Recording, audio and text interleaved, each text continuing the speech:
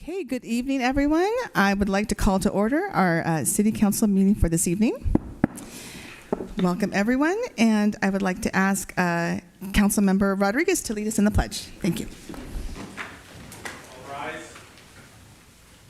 I pledge allegiance to the flag of the United States of America and to the republic for which it stands, one nation, under God, indivisible, with liberty and justice for all.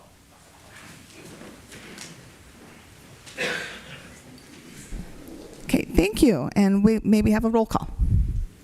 Councilmember Brogy. Mayor Pro Tem Mendez. Here. Mayor Villaseñor. Here. Councilmember Rodriguez. Here. Councilmember Garnica. Present. Okay, thank you. And our next agenda item is the approval of the agenda. I will entertain a motion. So moved. Okay, but first, do I have a second? Second. Second from Councilmember Brogy. Okay, all those in favor say aye. Aye. Any opposed? Okay, motion carries. Our agenda is approved. Next on our agenda is item number 5, presentations. And tonight we have a presentation from the Ventura County Transportation Commission presenting on the countywide short-range transit plan. So, welcome. Thank you. Okay, I think we're good. Okay, good evening. Thank you so much for having me. I'm presenting, as was noted. I'm Claire Grassi. I'm the Director of Public Transit for the Ventura County Transportation Commission. I'm presenting on our countywide short-range transit plan, and this plan includes, service planning for all of the transit providers throughout the county. So we're going around and doing this presentation for all of the counties, but we'll keep it the service part to what's going on in Fillmore. So just, want to kind of go over the goals and the outcomes here. So our goal is to provide, strategic improvements for both local and regional public transit. Consider both fixed route and demand response or paratransit collectively. Offer recommendations for increased coordination between the communities with the desired outcomes of increased ridership, improving marketing, communications, and partnerships, improving efficiency, as well as in addressing inequity in the transportation network. So some components of the SRTP, travel market analysis, which includes who could use transit, a service assessment of the current transit system, service recommendations, capital and financial plan, and then a path for toward integrated demand response.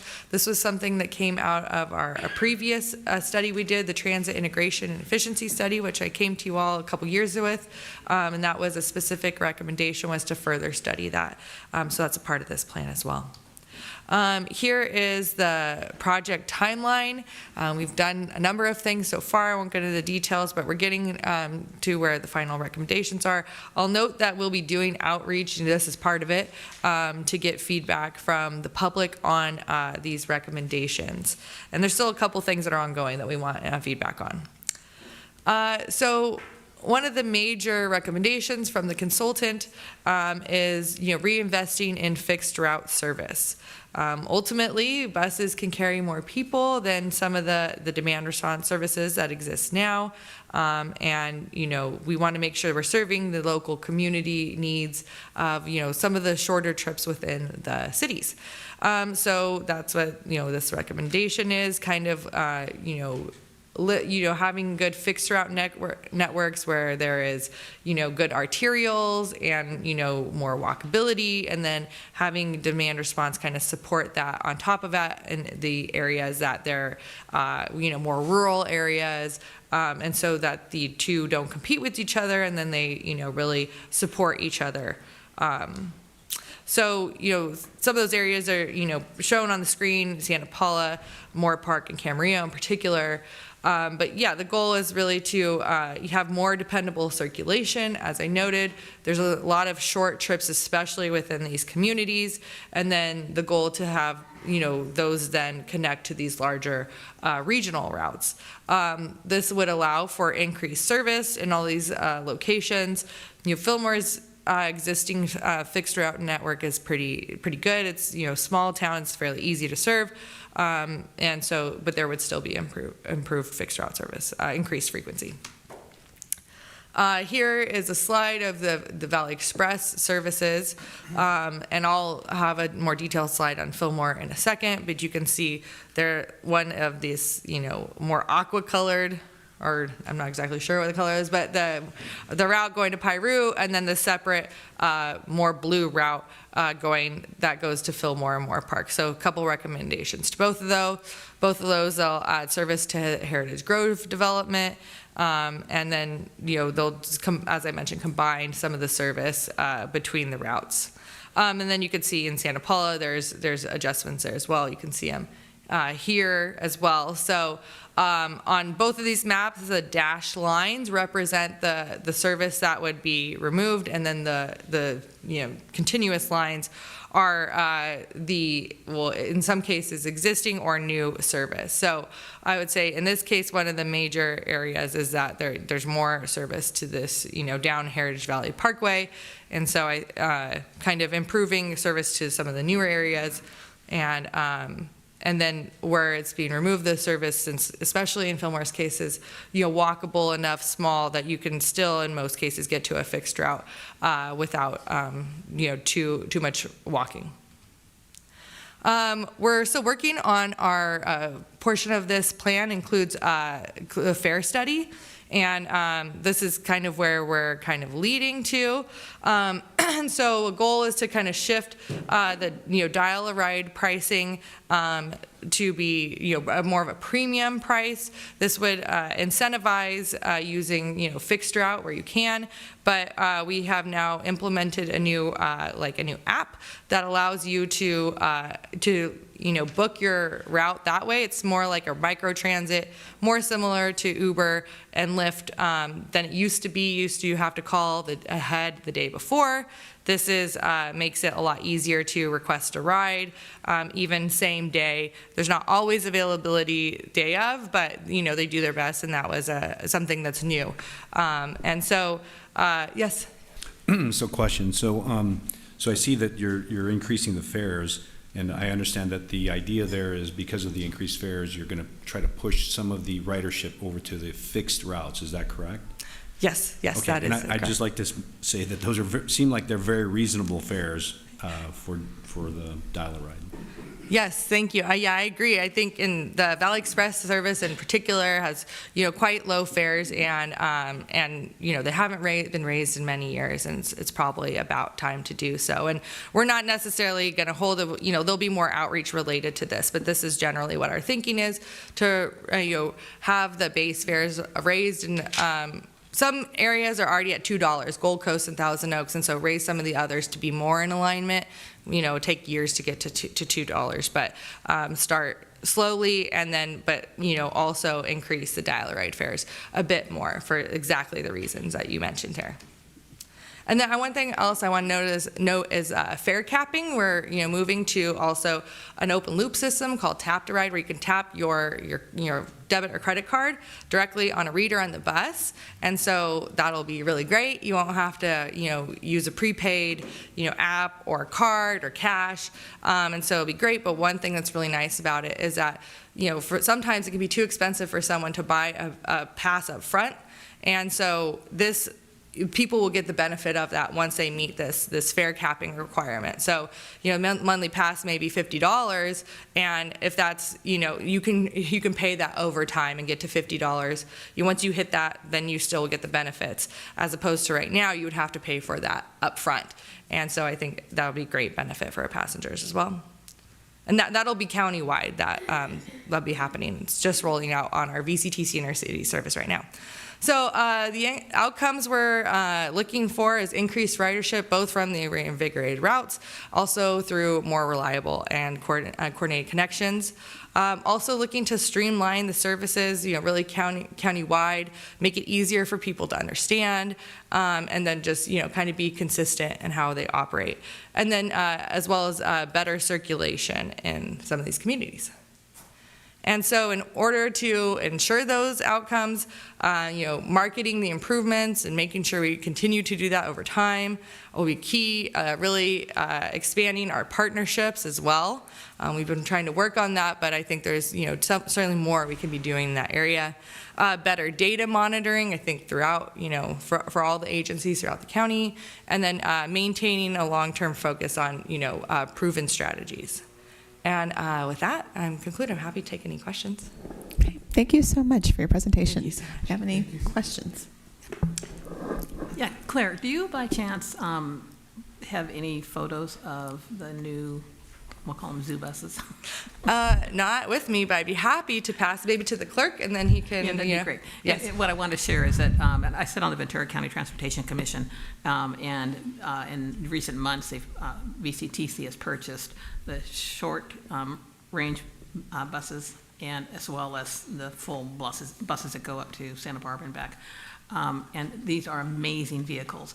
And so the short ones, and you might not even recognize them now because they are so colorful. And Claire does a great job on VCTC, and this is under her purview, her responsibility. And when they came up with the colors for the short buses that go over the hill to Moore Park and all of the short range, they decided they look like shuttle buses that should be in a zoo. They're orange and green, and they're just, so look for them on the road. I keep passing on Grimes Canyon, and they're just so fun, and the interiors are amazing.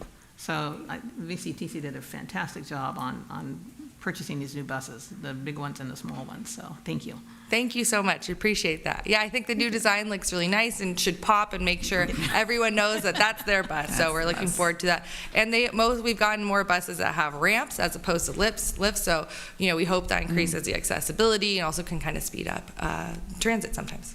Okay, thank you. And yes, John.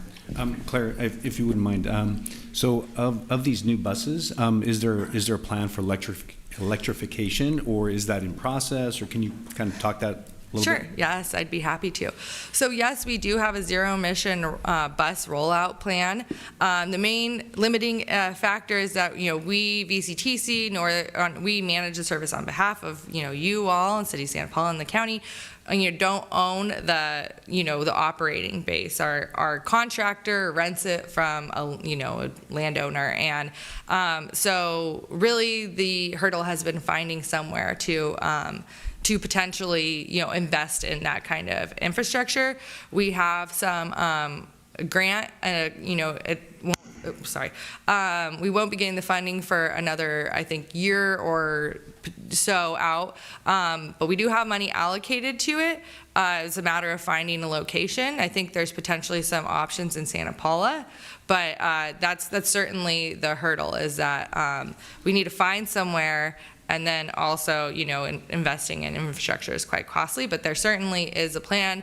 I'm hoping that the next iteration, of vehicles, we can at least replace some, but it's possible that we would need to wait the next cycle. But these vehicles have a useful life of between 3 and about 7 years. So a transit bus is like 12, so it wouldn't be quite as long. But yes, that's certainly our goal. And there's some other options like mobile chargers and things like that. So yes, we certainly have a plan. I can send that along as well. It's very long, so I don't know if you guys want to read through all of it, but yes, happy to send it along.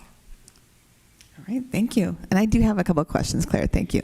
And the first is, if you go back to the slide on the Fillmore map specifically that had the dotted lines that went, I think, up to 4th Street, closer to the high school, I think, on Central.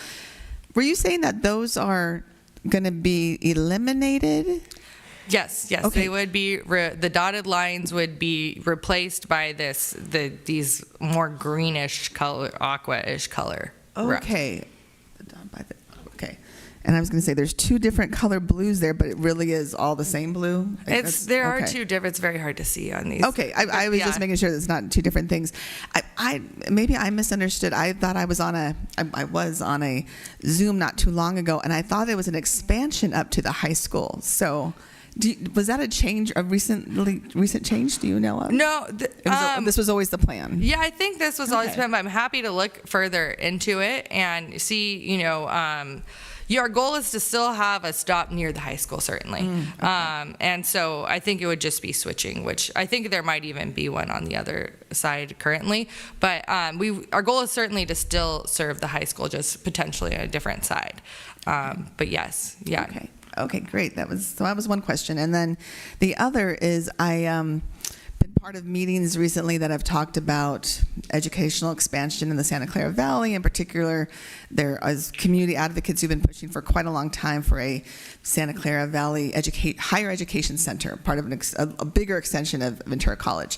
Anyway, those conversations, a lot of input was from students about accessibility to Ventura College for evening classes.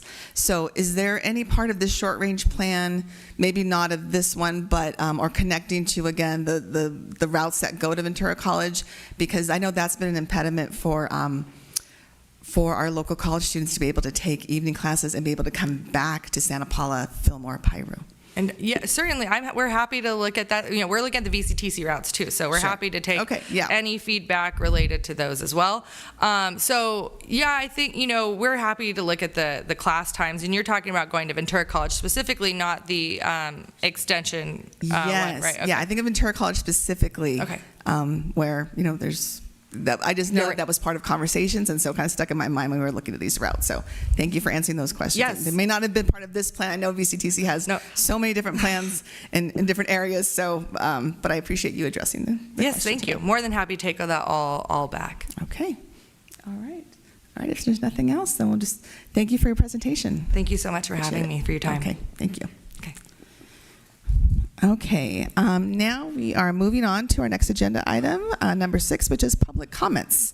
And I have one public comment card with 3 speakers. I'd like to call up Maya Young, Sarah Cedillos, and Mia Urbano.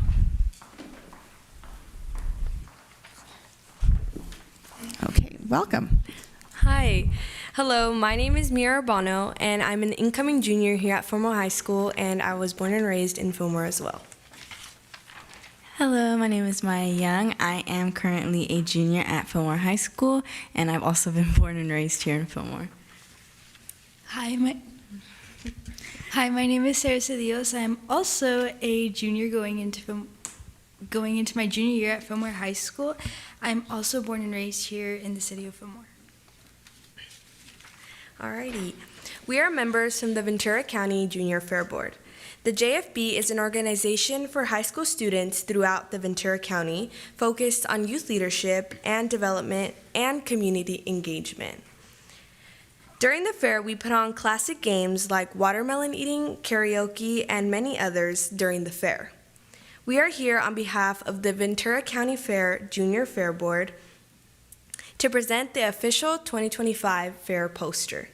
It was drawn by Kaylin Kwa. She is a 4th grader from Camarillo. Her poster was selected among over 200 poster submissions. You guys want to take a minute to look at the poster? That is impressive. Yeah, that is impressive. It's a great poster. Alrighty, now I'll pass the mic to Mai. We are very excited to announce the concert lineup for the fair this year. July 30th, Beach Block Party featuring Tone Lock, Yin Yang Twins, and more. July 31st, Diplo. August 1st, Dirty Head. Sadly to announce, August 1st, Lee Bryce will not be attending. August 3rd, Día de Familia, La Maquinita Norteña y Séptima Banda featuring Mi Banda El Mexicano. August 4th, Flo Rida. August 5th, Daniel Scott. August 6th, Scott McCary, and 3 days of rodeo, August 8th through the 10th. We also have special admission days on Wednesday, July 30th, $5 before 5 p.m., Friday, August 1st, which is Youth Day, Tuesday, August 5th, Seniors and Persons with Disabilities Day, Wednesday, August 6th, Ventura County Credit Union Member Day, Thursday, August 7th, Community Heroes Day, and Friday, August 8th, Food Share Day. We hope to see you all at the fair. Thank you. Thank you. Okay, thank you so much for information. You are a model for doing public comment. You have it down pat. Very good. Thank you for this information. And yes, I think you'd like to take a picture for the paper of the poster.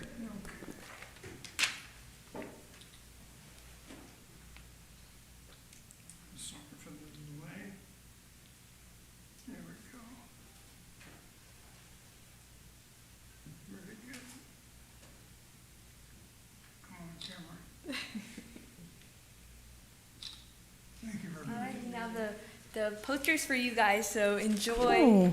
We're gonna give it. Is this your clerk? Oh, wonderful. Yes, it is. Yes. Thank you. Thank you for your time and for sharing this great information with the community. So we encourage all to go to our Ventura County Fair. There's many days to come. Sorry. Yes, he said thank you for being part of the Fair Board. So we all agree. Thank you. Okay. All right. Turned off my mic. Okay, we are. If we have no other public comment, then we'll move on to agenda item number 7, our City Council reports, recommendations, comments, committee, commission, and board reports. Okay, I'll look at my council members. Yes, Mayor Pro Tem.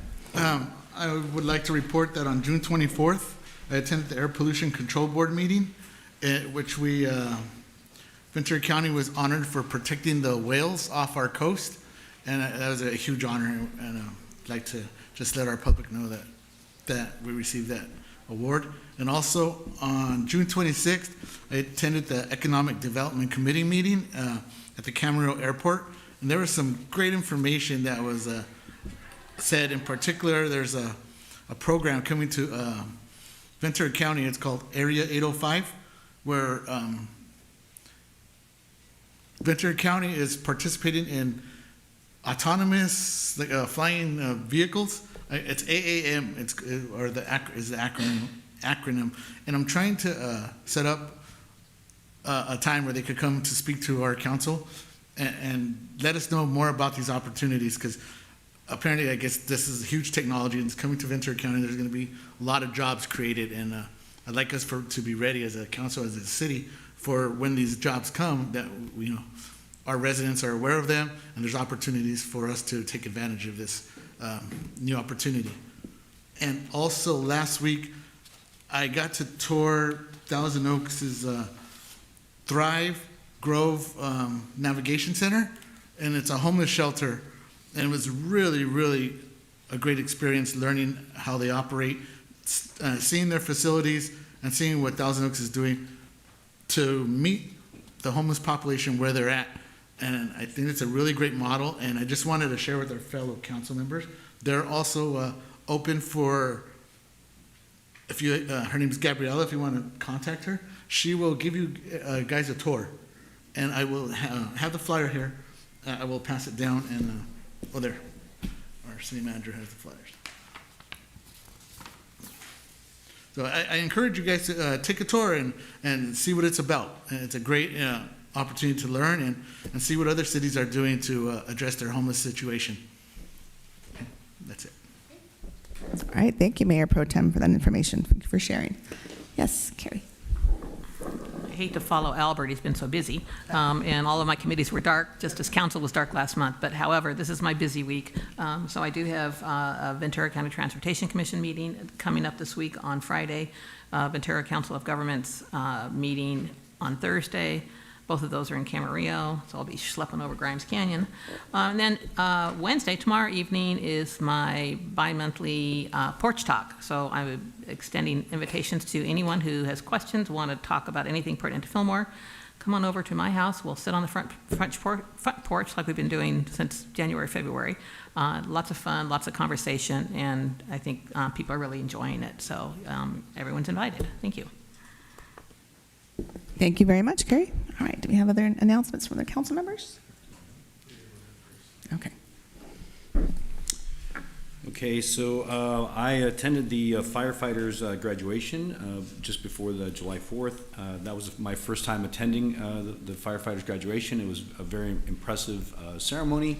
I think that, boy, 14 weeks is a long time, and these guys give up a lot of time with their families. Just very impressed by the firefighters and what the cadre does to make sure that they're well prepared. So that was really great.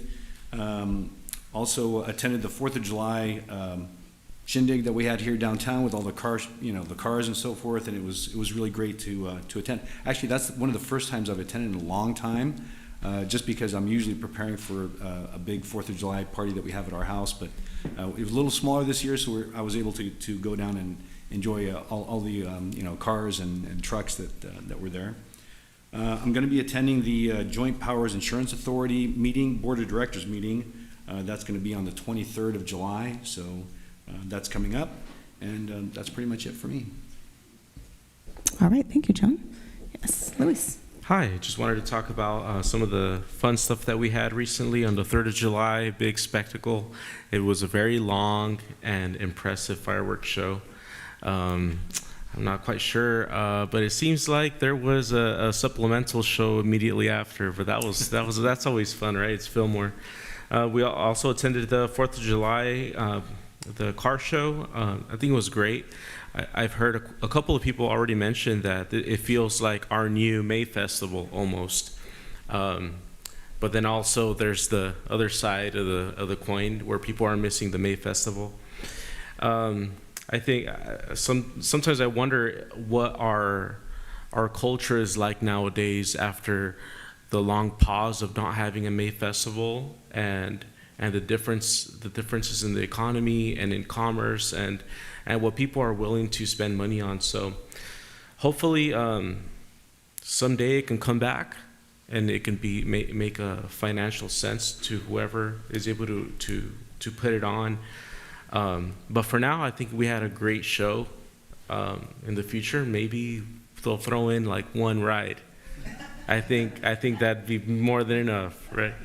Yeah, add a new one each time, and but I think it was a great show, a great opportunity for the community to be out there. A couple of other things that I wanted to talk about is on April 22nd, our city manager had a presentation for our economic development plan here in downtown Fillmore. There are some community members that I spoke to within the last few weeks that were curious as to what is Fillmore doing to attract businesses coming into town. And I think there's conversations that are happening. I think there's action being taken. And I think perhaps John or Albert can speak to this as well. But we have quite a ways away for the next city council meeting, so I was wondering if we could put on the agenda or even something in the city manager's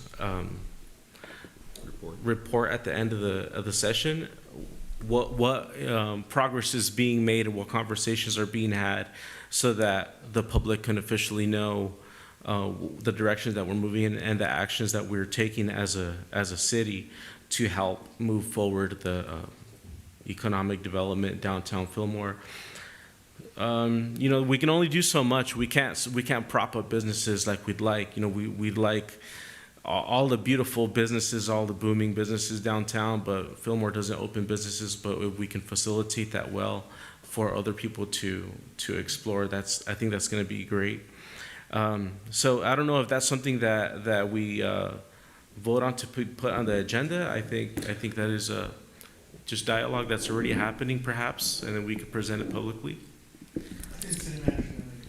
Yeah, I was just going to mention, I do have some information to report during my city manager's report and tonight's agenda, but certainly, if the council wants to ask for a report to be given at the next council meeting, we can give that too, and with an update on some of the items that we'll be working on between now and the next council meeting.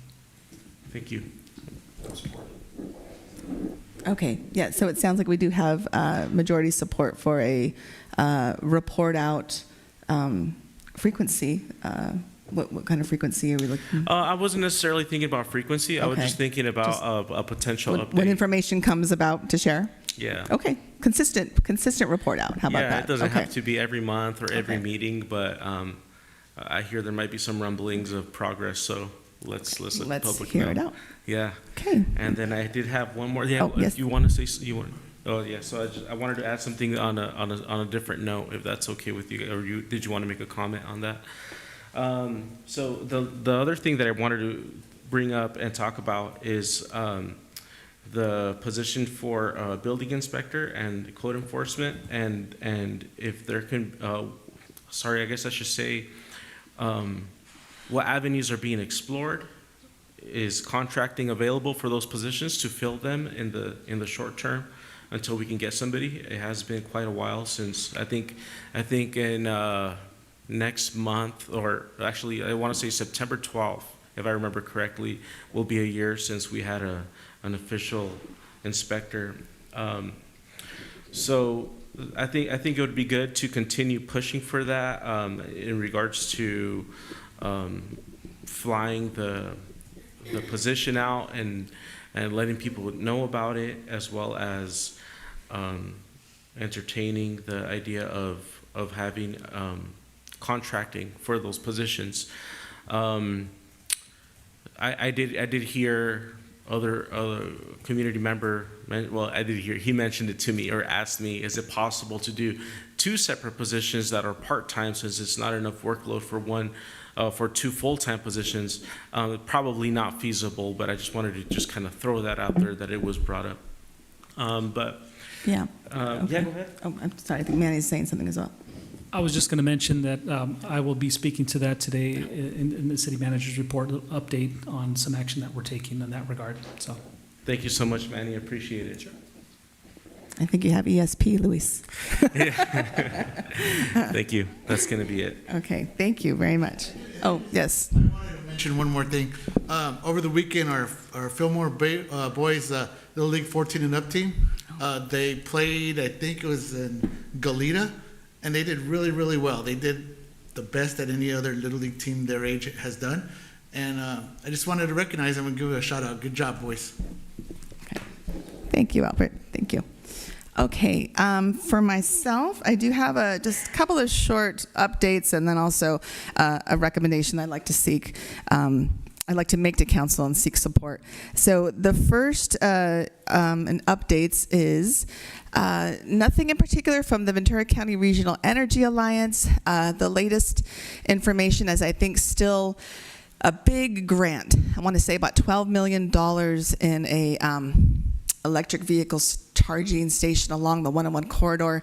I believe is still held up federally. I will seek an update on that, and because it might not be specific funds coming to our community, but if those funds are able to be released and implemented, it may help with the momentum, and we may benefit in the future if those funds are indeed brought to the 101 corridor. So I'll continue to keep our community updated. And regarding the Ventura Regional Sanitation District, I am going to wait for my update on that one next month. I should have some very good concrete news about new leadership, so I will hold off on that. But I do have an item that I'd like to, again, seek my fellow council members' support on, and that's a proposed agenda item.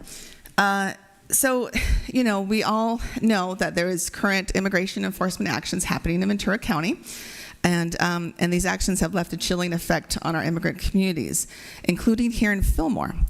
And I'm not going to go into a lot of detail because I know, per Tiffany, we don't talk at length. But what I'd like to seek, or let me just give one more thing. 211 has noted that there's been a 57% increase in monolingual Spanish language calls. And particularly 211 noted that they're from Oxnard, Port Hueneme, Santa Paula, and Fillmore. So I say that to ask our council members if we can agendize looking at hosting, much like the city of Moore Park just did last Monday, you may have seen it in the news, a workshop. And basically providing information and education for our immigrant families, our residents here, so that they know, they can know information about their everything from legal assistance and their legal rights to action plans for their families, what to do if parents are detained and children are not. And just more information. I think 211 wanted to give out, people are asking for, where do I go for housing assistance, rental assistance? I think it's also an opportunity, perhaps for our sheriffs to reiterate, that they are here to serve and protect all of our residents. So that's what I'd like to put on our agenda. And I'd like specifically for staff to research what cities have done this, and or school districts or community nonprofits, and what might be a couple of different methods for us to help get this information out to the community. Okay. I have a clarifying question. Sure. Are you proposing a you mentioned workshop. Is it going for us to have a workshop on the agenda or a presentation leading towards a workshop? The agenda item would be to bring, for staff to bring back potential methods for dispersing information out to the community on these topics. So it could be a workshop, it could be via Zoom, it could be just us being a partner maybe with another government agency or school district to do something like that for our community. So we're asking staff to explore these concepts and see what other cities have done that and where they have been successful. I would be in agreement with that. Okay. Well, thank you. Yes, Carrie. Yeah, I would be in agreement with it, with the caveat that the information we're providing are resources and deviate from anything that would provide information on how they can circumvent the law. I think it's really important that as council members and as a official city position that we adhere to, what the laws are on the books. But I see a tremendous benefit to providing information on resources to agencies that can assist and provide that accurate information, but not to provide information on how they can escape whatever laws are on the books right now. Okay, yeah, I'm absolutely in agreement with you. Yeah, basically information, education, all legal information, right? All things that are above board. Yeah, and I think that was kind of a problem that Moore Park ran into, is they were trying to walk that fine line. And okay. the difficult thing to do. Yeah, and I'd like to add into mental health resources. Apparently there's been a very big increase as well as on 211 for people calling for mental health resources. Okay. Thank you, Council. We have unanimous support for moving forward with this. Okay. All right. Okay, that's it with item number 7. We move on to consent calendar. We have a lot of meeting minutes that we reviewed this time around. Okay, I'll entertain a motion. So moved. Okay, I have a first. Do I have a second? Second. Okay, all those in favor say aye. Aye. Aye. Any opposed? Any abstentions? Okay, motion carries. All right, we move on now to new business, and that is, our first item is 9A, the second amendment to the Wilden Engineering Services contract for city engineering services. And good evening, Joe. Good evening, Madam Mayor and City Council. This item before you is for the consideration to approve the second amendment to the Wilden Engineering contract and authorize the acting city manager to sign the second amendment to the contract. On May 23rd, 2023, the City Council approved an agreement with Wilden Engineering that continued as needed engineering and support services. On April 23rd, 2024, last year, the City Council approved the first amendment to the agreement that primarily incorporates special projects where the cost, scope, and schedule were not known when the agreement was originally awarded to Wilden in 2023. Now that we have a final or adopted fiscal year budget 25-26 and the turn of the fiscal year, we have a second amendment to the contract that adds funds to capture the work Wilden Engineering did with respects to land development and incorporates all the special projects brought to City Council throughout the fiscal year 24-25. And incorporates projects budgeted for and the costs associated with the fiscal year 25-26 special projects. In your packet, there's the amendment number 2, but it is missing a worksheet.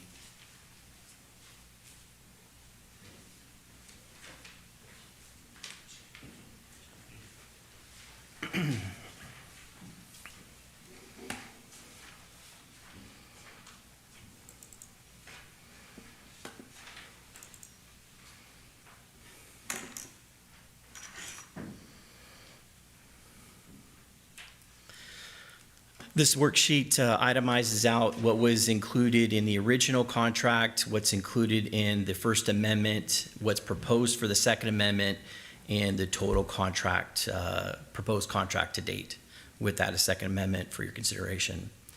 So in this, you'll notice that the first item is adding $200,000 to land development. There's been a significant amount of work in the land development arena for this year that includes Creekside and some other big, like Sonic and the 126 RV. There's some other ones that are up there in cost. The second item, if you drop down to Streetworks, what I'm doing there is I'm pulling out $350,000 out of Streetworks and putting it down in the appropriate special projects. So that's not an add, that's a subtract from the overall contract. And then if you go down, what we're doing in row 18 on this slide, yeah, you do have row 18. We're adding money to balance out some of the projects, starting with row 18, 19, all the way through 2022. It's to balance the final costs of projects that were underway during fiscal year 24-25. You'll see some notes on underneath column F or H, where items were presented to City Council and the cost, scope, and schedule of the Wildan work was approved at that time. So it's officially bringing that work that was previously heard into the Wildan contract in a formal sense. Some other big work that we have planned and budgeted for in 25-26. Well, the other big one that was in 24-25 that's being incorporated is the Well 10 development. That is a big cost right there, and that's some of the, that is the largest component in the proposed Second Amendment. The street work, the Sespe Creek bike path, the project, the city streets rehab project that's planned for this coming year is included in this, as well as the Santa Clara water line and street project. This is that second half of Santa Clara Street, that last half from the end of Mini Mansions up to the SR 126, State Route 126. So that all, with the deduct that's proposed from Streetworks, you have a combined total of $992,042.75 is what's proposed in the Second Amendment. With that, I'd be happy to answer any questions you may have. Okay, thank you, Joe. We have any questions from council? I have a comment that I really appreciate the breakdown here on knowing where that nearly $1 million is going to be spent. So it's really important that we have that transparency, accountability. If we're going to be increasing a contract by that much, in a in a single year of the last year of a 3-year period, where it's going, what it's going to do. And I think we all know, as we've been through council meetings, that these are the critical infrastructure items that we need for our city. So I appreciate it. Thank you for bringing this forward. You're welcome. And what you have in front of you is going to be incorporated at the end of Exhibit C2. Okay. I wanted to echo what our mayor just said. I really appreciate all the hard work you put into this, and seeing where these dollars are being spent is really a benefit to all our citizens here in Fillmore. I mean, we need this, and it keeps our city going. Moving. Thank you so much for all your hard work. You're welcome. Thank you. Yeah, exactly. It makes the difference in other cities, that we're on top of this. Okay, all right. With that being said, I'll look for a recommendation on this agenda item. So moved. Oh, wait. Should I go and read it? What do we have here? No? Yes. I don't have to. Okay. Okay, So moved. so moved. Do I have a second? And a second. All those in favor say aye. Aye. Any opposed? Okay, motion carries. Thank you. Thank you. Okay. Sure, I lost my place here in my agenda. Just one sec. Here we go. Okay. All right. We are moving on to now 9B, the approval of the sewer system management plan and direction to staff to complete the online certification. Thank you, Joe. Thank you. So as you recall from the last time that I was in front of you, this is a statewide general water quality order that requires this update every 6 years. The first SSMP, which is the Sanitary Sewer Management Plan, was approved by City Council February 22nd, 2011. An update was conducted in 2016 and 2021. Under the revised order issued in 2022, an update to the plan is due to the State Board by August 2nd of this year. City Council heard this item on May 13th, 2025, and authorized a task order to Willdan Engineering to update the plan. After a series of working meetings with staff, Willdan Engineering provided the final draft before you on June 26th. In general, this plan focuses on compliance with the state's 2022 order, which made a number of changes in requirements. Improvements to the communication when a sanitary sewer overflows occurs, and recommendations made by the audit of the plan that was performed earlier this year. A summary of these changes are captured in Appendix D of the plan. That concludes my report, and I'd be happy to answer any questions you may have. Okay, thank you. Do we have any questions? Comments? Nope. Okay. I guess one comment. So I don't know. To me, I'm a student of ancient history, and the Romans were some of the first ones that set up sewer systems, the Cloaca Maximus, I believe. And to me, this is one of the cornerstones of civilization, is that you have a functional sanitary system for your waste. And so, again, very important work, and I appreciate the effort and the engineering that's required to maintain it. So thank you. Thank you. Yeah. Thank you. And I'd just like to comment too that appreciate that you saw what the recommendations were for improvement from the last plan, and you really did incorporate them into this plan. So thank you for making those notes. It's a lot of work, I'm sure, to go through those recommendations and ensure that they're in the new updated plan. So yeah, that audit, we learned a lot from the 2023 overflow. And so that audit captured a lot of the miscommunication that occurred and things that we could have done better. So that's now incorporated in this plan. Excellent. Okay. All right. With that, I will entertain a motion on the so moved on the approval of the plan. Do I have a second? Second. All those in favor say aye. Aye. Aye. Any opposed? Okay. Motion carries. Thank you. All right. Moving along now to item number 9C. The consideration of authorization for Veolia to proceed with repairs to the Fillmore water recycling plant. Okay, thank you. So this item is the authorization to proceed with repairs to the core screen and the recycled water pump at the Fillmore water recycling plant. This core screen is known as Part CS100, removes coarse material from the influent to the plant. When failure occurs, large solids pass to the fine screen, which reduces the plant's ability to process wastewater effectively. The manufacturer of CS100, Parkson, provided a quote for the full refurbishment in the amount of $138,000 and change. The total cost of the repair work is estimated to be $145,000. In addition, there's the water recycle pump known as Part 704,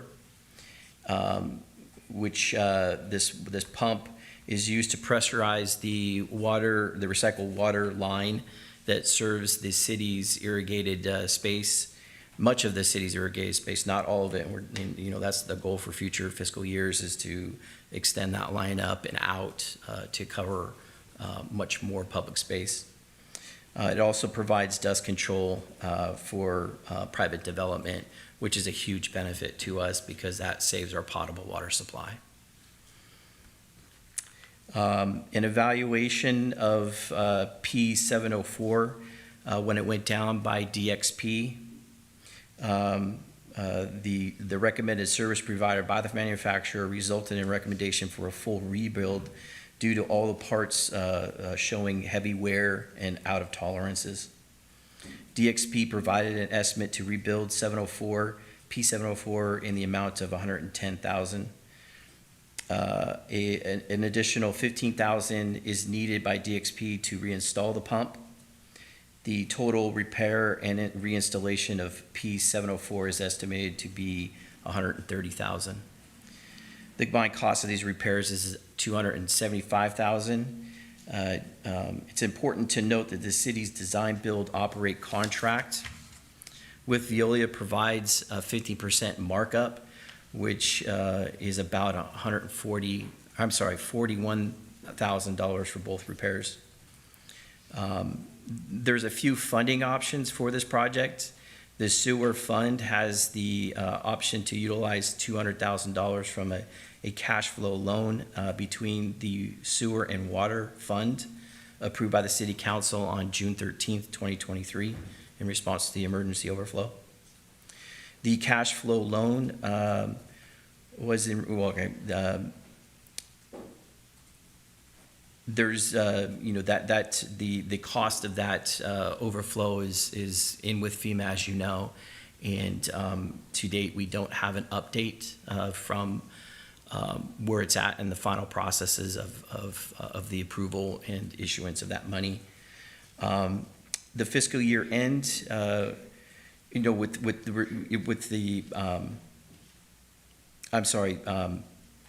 the fiscal year end was in process at the time that the agenda was published, or this report. There's a final balance in the sewer fund that is still not yet known. Once the review is complete, there may be enough cash flow in the operating fund to cover the cost by the time the project payment is required, therefore not using the cash flow loan as an option.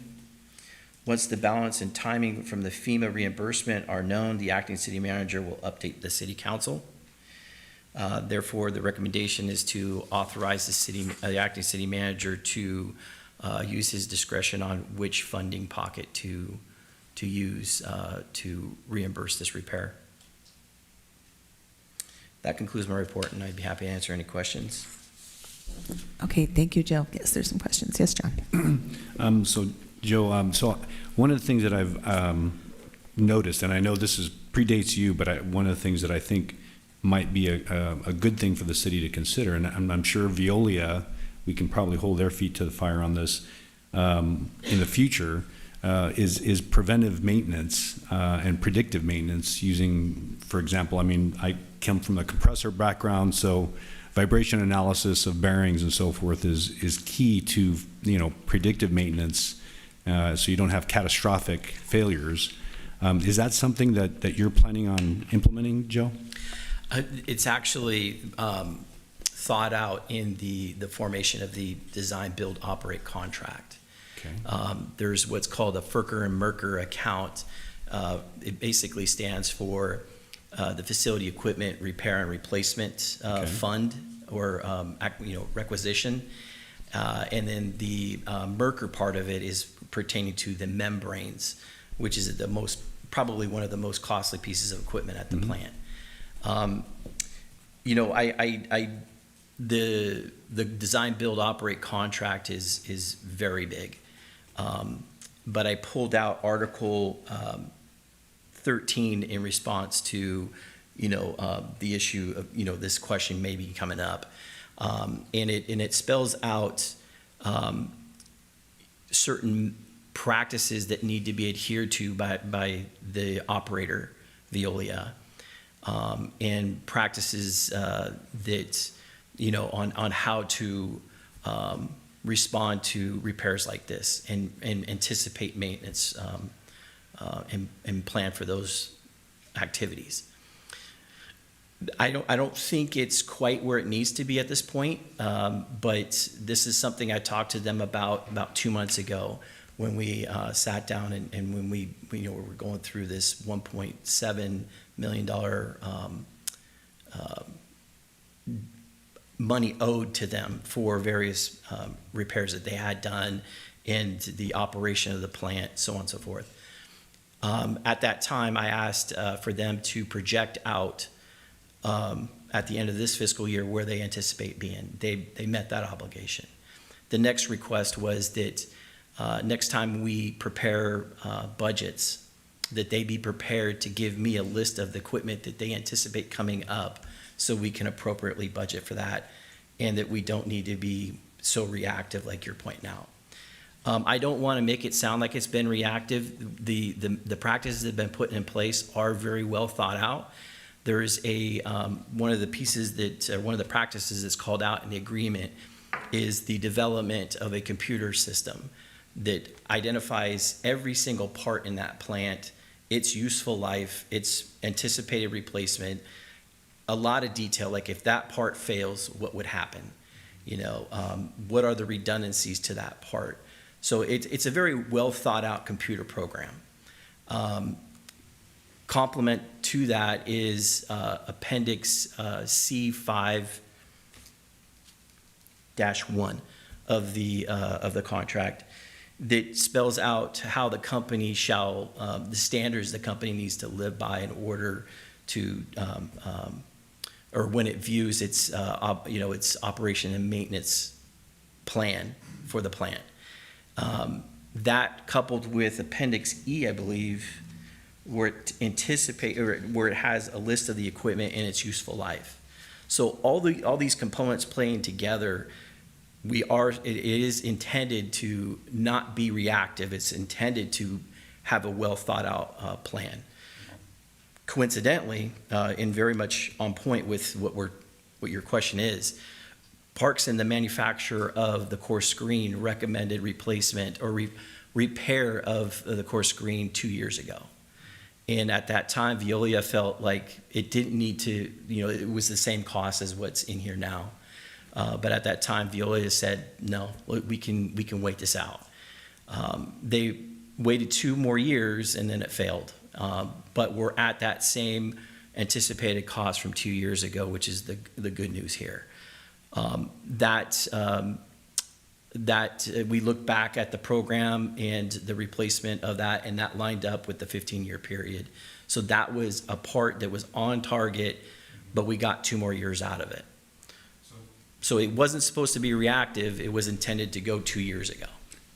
I get that, and that makes sense to me. I guess my only question would be, the concern is always if you do wait, then instead of planning when you do the replacement, now you're in a situation where you have to replace it, and it's unplanned versus planned. So was this also planned, or was this, oh, look, we've got a failure now, even though 2 years ago we were advised to replace it, now we've got a failure, now we have to replace it, and it's going to affect service. I guess that's my only concern with that. It was a gamble. And, if I think back, I wasn't involved in that decision-making process 2 years ago. I was here. I just wasn't involved in this decision-making process back then. I can only put myself in the shoes of Veolia and at that time, Troy Spade. And I don't even know if Troy was part of the decision-making at that point. We have gone, we have done a lot of project or program management exercises with Veolia since I started and put practices in place to be on top of them more instead of letting them just run rampant. And this is, there's a backstory to that too. There hasn't been a public works director at the city for a number of years. When Troy took over, it was, he was trying to get things back on track. Now I'm here and I'm trying to get things back on track. So there is a path forward that's been spelled out. But getting back to that 2 years ago, we had the collapse. So that could have been part of the decision-making process. Is we have an expensive collapse on our hands. Whatever maintenance can be postponed, let's postpone it. That can only speculate that might have been part of the thinking at that time, but it seems to track. Okay, thank you. That's been a really helpful conversation. Thank you for the question, John, and thank you, Joe, for the answer. And I think the bottom line here is that the city is being absolutely more proactive with our water contractor, and ensuring that moving forward we are not in that position of being reactive. And I think that's a real positive and plus for the city, for all of us and for all of our residents. So thank you for that. I had one question. Yes. For the CS 100, it says here there are no redundancies. Does it have a capability of building any redundancies for this? Yes, if, in the future, we could probably build in a redundancy. What Veolia did as an interim process is to put it through the bar screens. If you can imagine, bar screens, it's actual bars, bull bars, about an inch thick, strong gauge steel, and there's probably about 2 to 3 inches between each bar. The core screen is probably about a 5 millimeter by 5 centimeter. No, it's roughly the size of an ice cube between each of the slats in the core screen. So there's much more debris that's being pulled out by that core screen than what would be pulled out by the bar screen. So the bar screen is the, so to speak, redundant process with the coarse material that comes through the plant.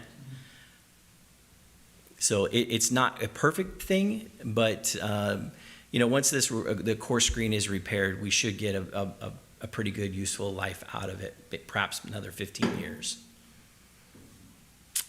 And we could probably even stockpile that material. A lot of the parts are stockpiled at the plant, just not this core screen. But perhaps that's the answer here, is to have that as a backup somewhere kept on site. So if it does fail, we have that material, that product right there, that part. Thank you. Okay, thank you. All right, there's no other questions or comments, and I'll entertain a motion. So moved. Okay, motion, we have a second? Second that motion. Okay, first and second. All those in favor say aye. Aye. Aye. Any opposed? Okay, motion carries.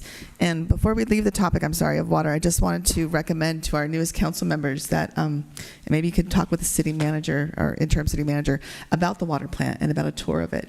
I know the three of us have all done a tour of the water plant. Carrie, have you done that? It's been a while? Oh, okay. All right. Okay, just wanted to mention that. All right, our next agenda item is here. Okay, item 9D, the consideration of a resolution reappointing a resident commissioner to the Area Housing Authority of the County of Ventura Board of Commissioners.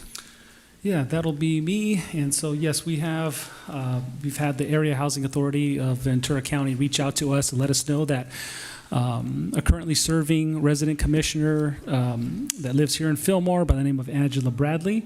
They're in need of reappointing her to their board, and she's served well. City staff has reached out to her to confirm that she desires to continue, and so staff is here before you to recommend that the city council reappoint her to another 2-year term. And if the council has any questions, I'd be happy to answer them. I do have one question. Does Ms. Bradley provide updates to yourself as city manager or to our council? I'm just trying to think if we've kind of heard any news from the Area Housing Authority. You know what? No, I have not received an update or had communication with her other than reaching out to her to gauge her interest. But that's certainly something that we can request for and pass that information along to the council. Okay, that would be great. If there's any information to share with the city. Absolutely. Okay, we have a motion, I think. Yes? So moved. Yeah. Oh, okay, and a second? All right. All those in favor say aye. Aye. Aye. Any opposed? Okay, motion carries. And thank you to Ms. Angela Bradley for your service on the commission. Look forward to hopefully hearing from you. Okay. All right. That moves us on now to our last business item, which is 9E, consideration of approval of the updated City of Fillmore travel reimbursement policy. So Hello, Amory. Hi. Good evening, Mayor and City Council. I'm member Tibay Finance Department, and I'm here to present the updated travel reimbursement policy.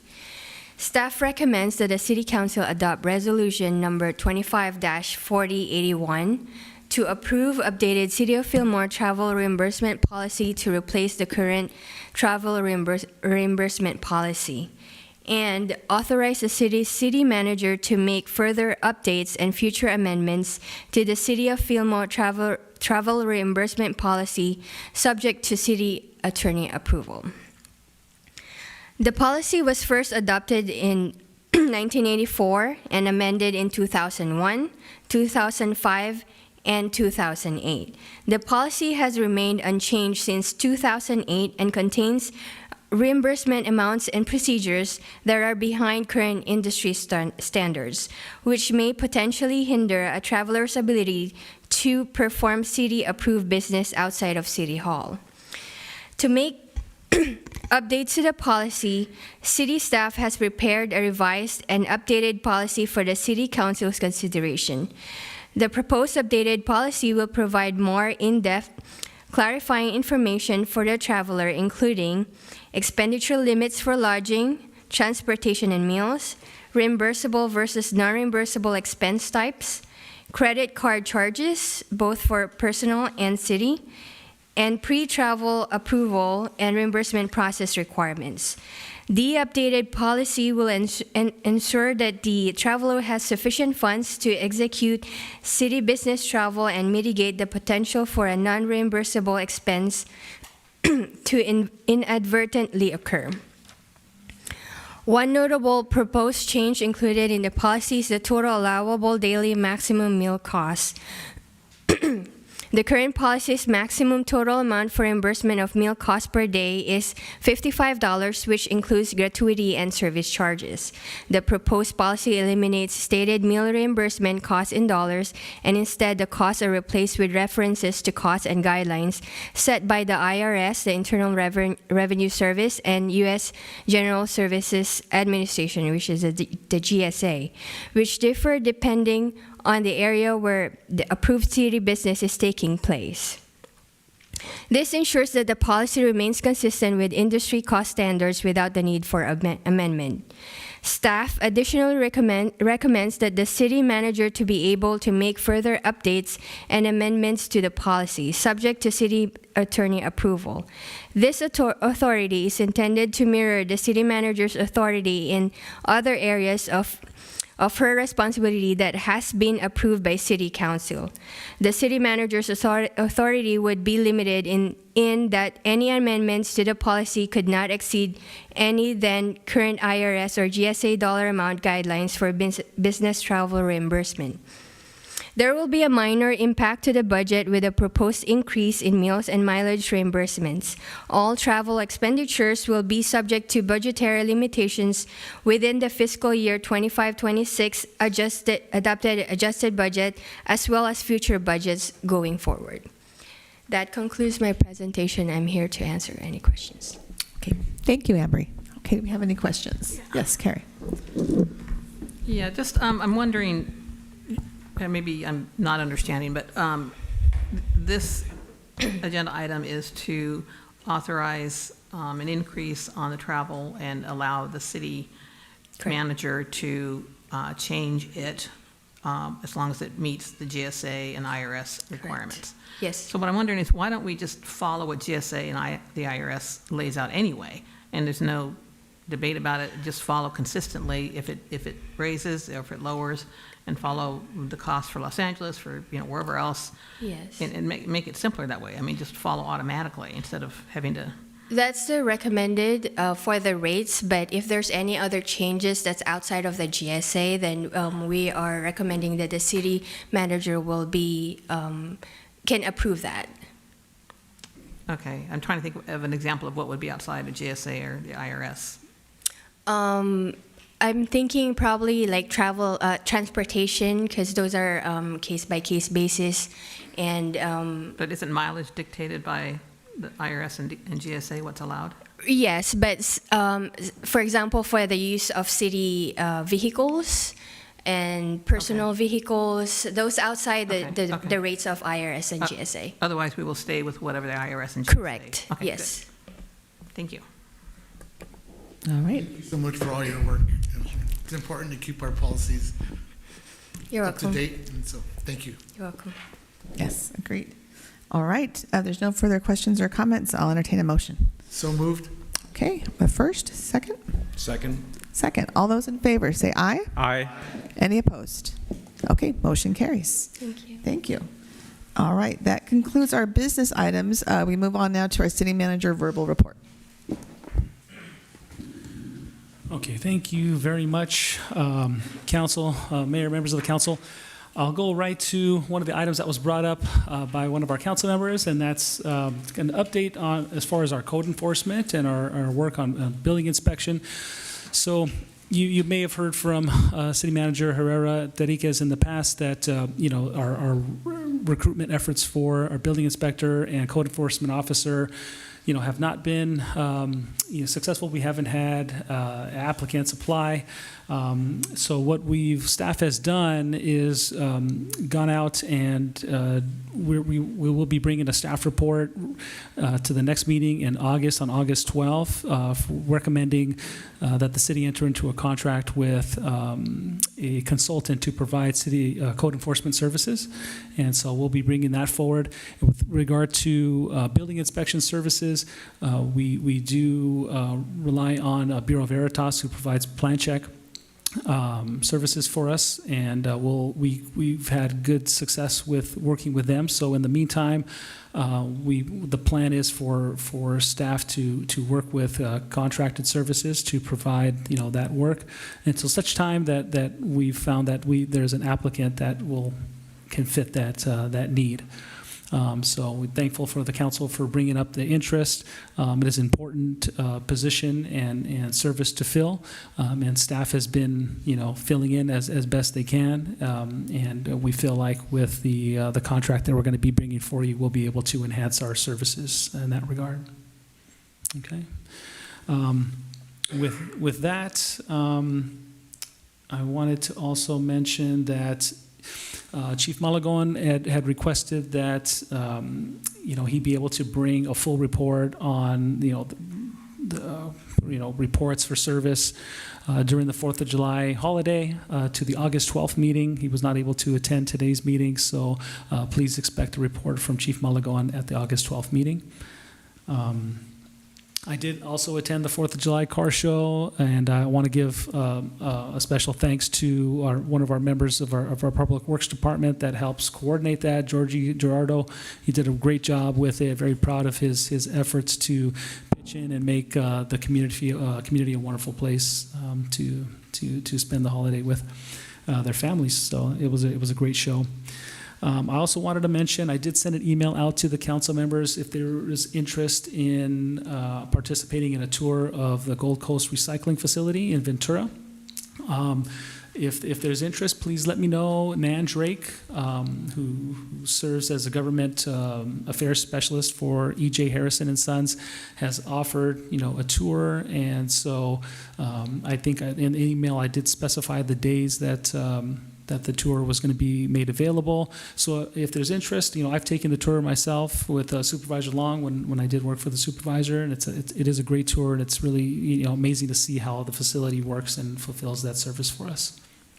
I wanted to also provide an update on some of the work of the Economic Development Ad Hoc Committee. They requested that I follow up on their meeting that they had, I think it was back in January of this year, to coordinate a meeting with members of the business community. And this meeting will occur on this Friday, July 11th at 9 o'clock in the morning here at City Hall.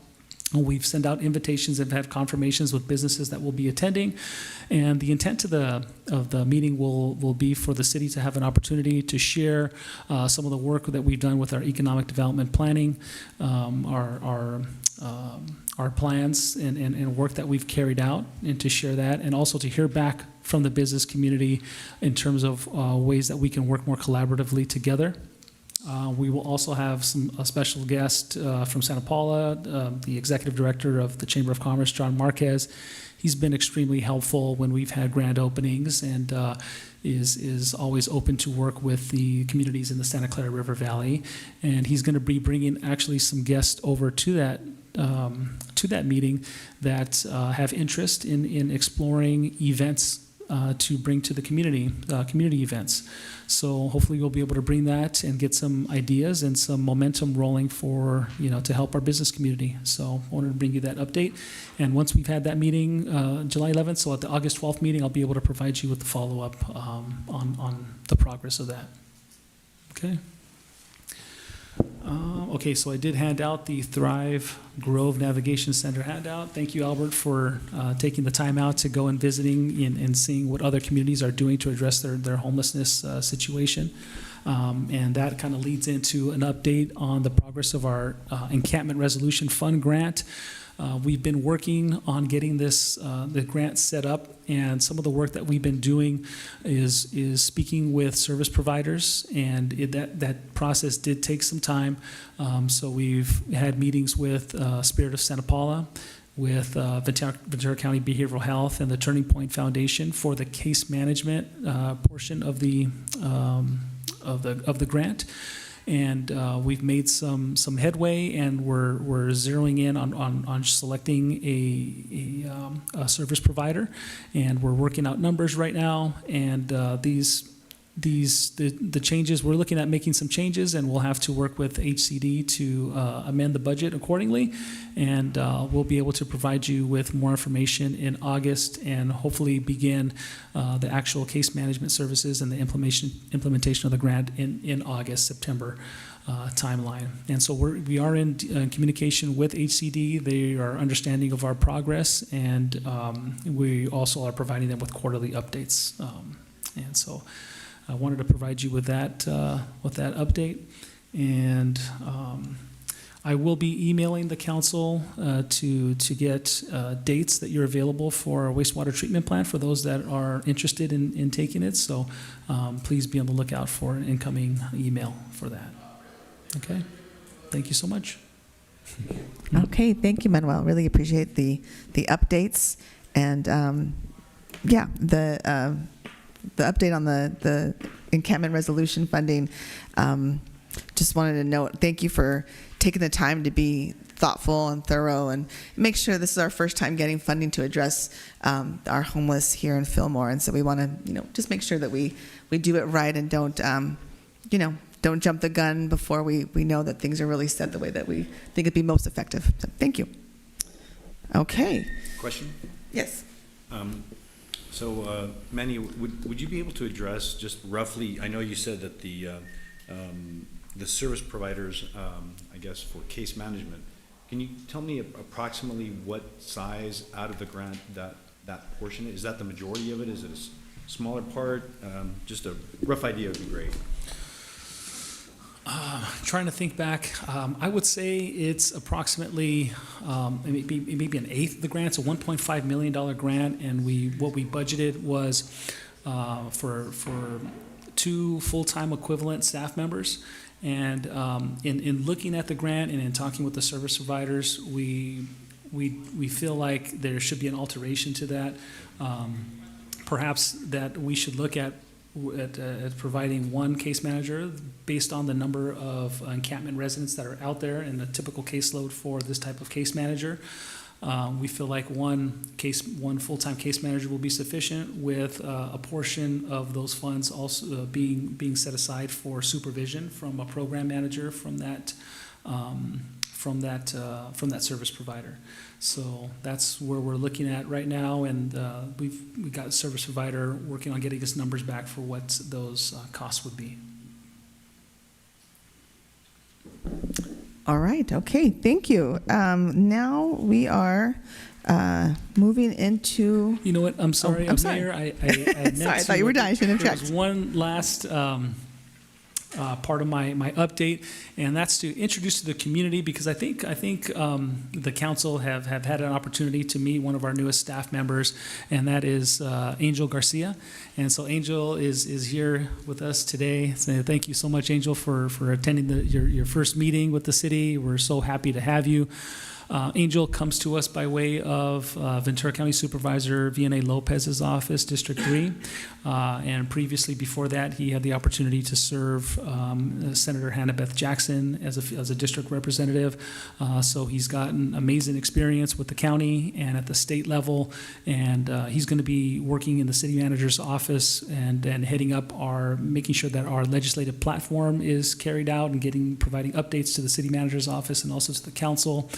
And then working with us with the other efforts and working with our business community, serving as our public information officer, so as a resource for our other departments to provide information for us to distribute and get out to the public.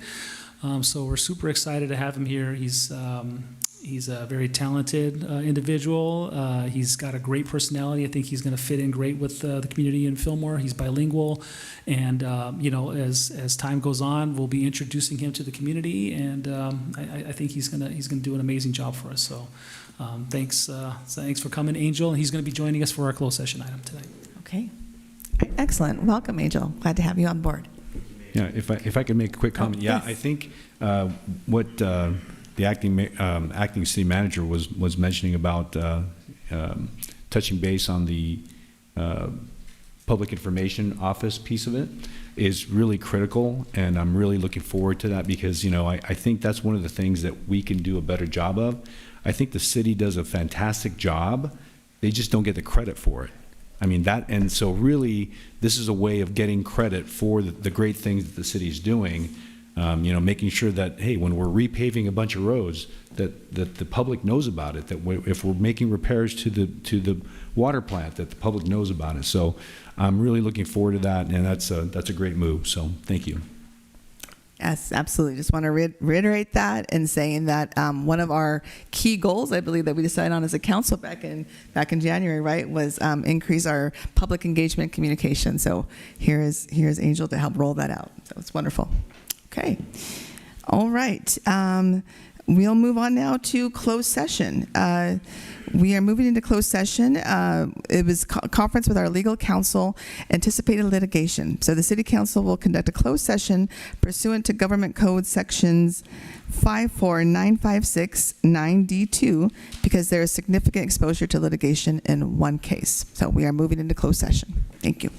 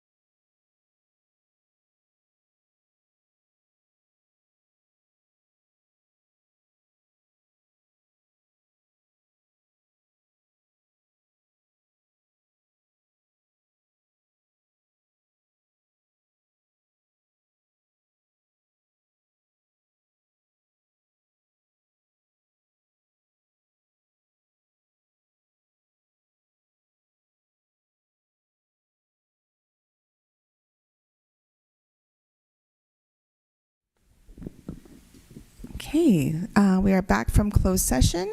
The council was updated and there is no reportable action. And we are now at the conclusion of the meeting. We will adjourn the city council meeting and return again on, we are actually dark for the 4th Tuesday of this month. So we are no more meetings in July, and our first meeting will be Tuesday, August 12th, I believe, at 6:30 p.m. Okay, city council meeting is adjourned. Thank you.